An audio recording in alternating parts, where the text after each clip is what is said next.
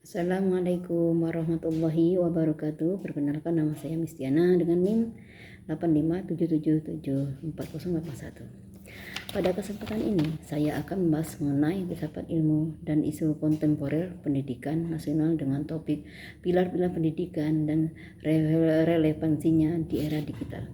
Pendidikan merupakan fondasi utama dalam kualitas manusia dengan kemajuan bangsa. Dalam konteks pendidikan, istilah pilar berarti dasar, penyangga atau tiang penguat menjadi landasan dalam membentuk sistem pendidikan yang kokoh. Tanpa pilar yang kuat, pendidikan akan kehilangan arah dan tujuan. Salah satu tokoh pendidikan nasional yang memberikan dasar filosofis pendidikan Indonesia adalah Ki Hajar Dewantara. Beliau menegaskan bahwa pendidikan bukan hanya proses transfer ilmu pengetahuan, tetapi juga proses pembentukan karakter, moral, dan kepribadian peserta didik itu sendiri. Ki Hajar Dewantara memperkenalkan 3 prinsip yang pendidikan yang terkenal, yaitu pertama, ing ngarso sung tulodo, yang berarti di depan memberi teladan. Prinsip ini menekankan bahwa seorang pendidik harus mampu menjadi contoh yang baik bagi peserta didik, baik dalam sikap, perilaku, maupun cara berpikir. Terus yang kedua, ing madya mangun karso, yang berarti di tengah membangun semangat. Artinya guru tidak hanya mengajar, tetapi juga hadir bersama peserta didik untuk memberikan motivasi, membangun kreativitas, dan menciptakan suasana belajar yang aktif. Ketiga, Keturi Handayani, yang berarti di belakang memberi dorongan. Prinsip ini menunjukkan bahwa pendidik memberikan kepercayaan dan dukungan agar peserta didik mampu berkembang secara mandiri. Di era digital saat ini, ketiga prinsip tersebut tetap sangat relevan, namun menghadapi berbagai tantangan baru. Perkembangan telah mengubah pola peserta didik, terutama melalui pembelajaran daring dan penggunaan media digital. Kemudian pada prinsip ingarso sang tulodo, guru tentu menjadi teladan dan penggunaan teknologi secara bijak.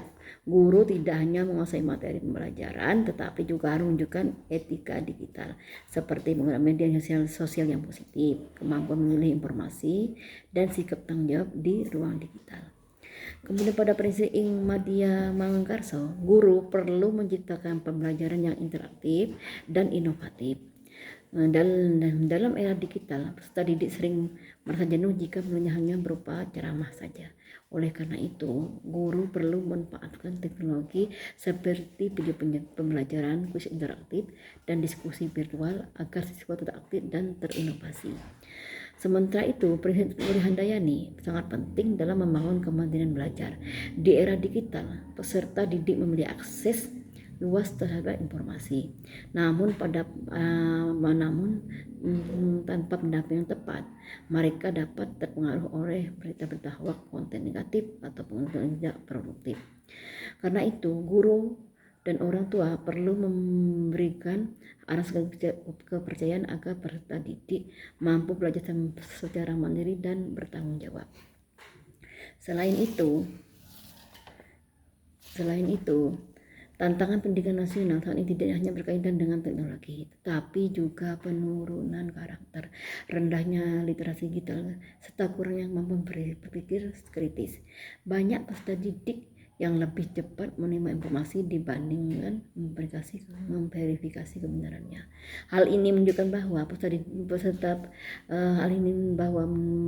menunjukkan bahwa pendidikan karakter tetap menjadi kebutuhan utama. Dalam kondisi tersebut, pemikiran Ki Hajar Dewantara masih sangat relevan sebagai solusi pendidikan masa kini.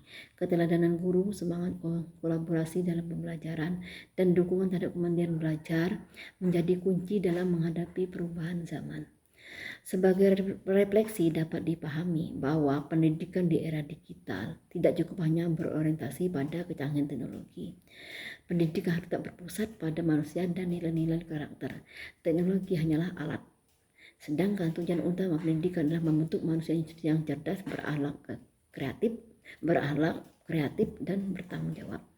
Dengan menerapkan pilar-pilar pendidikan Ki Hajar Dewantara secara kontekstual, pendidikan nasional diharapkan mampu menjawab tantangan zaman tanpa kehilangan nilai kemanusiaan dan budaya bangsa. Mungkin sekian pemaparan saya akhiri. Wassalamualaikum warahmatullahi wabarakatuh.